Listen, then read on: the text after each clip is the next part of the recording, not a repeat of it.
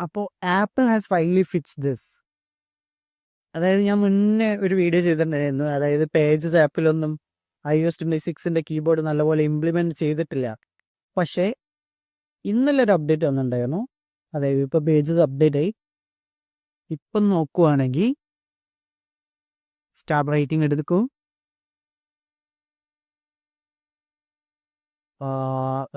ഇപ്പം നോക്കുകയാണെങ്കിൽ കണ്ടോ, പുതിയ iOS 26 കീബോർഡാണ് ഇപ്പോൾ പേജസ് ആപ്ലിക്കേഷനിൽ വരുന്നത്.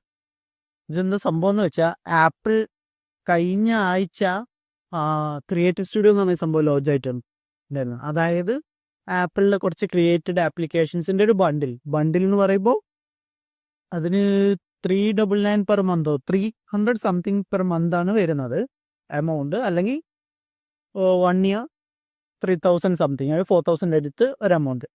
അത് ബെനിഫിറ്റ് എന്താ വെച്ചാൽ 1 മന്ത് ഫ്രീ ആയിരിക്കും, പിന്നെയാണ് നമ്മൾ പേ ചെയ്യേണ്ടത്. പിന്നെ പുതിയ ഡിവൈസസ്, അതായത് മാക്കോ അല്ലെങ്കിൽ ഐപാഡോ നമ്മൾ പുതിയതായിട്ട് വാങ്ങുവാണെങ്കിൽ അതിന് നമുക്ക് 3 മന്ത്സ് ഫ്രീ ആയിട്ട് യൂസ് ചെയ്യാൻ പറ്റും. ഓക്കെ, അപ്പോൾ അതിൽ തന്നെ ഈ പേജസും നമ്പേഴ്സും അങ്ങനത്തെ കുറച്ച് ആപ്പിൾ ആപ്ലിക്കേഷൻസ് ഉണ്ടല്ലോ, അതും വരുന്നുണ്ട്.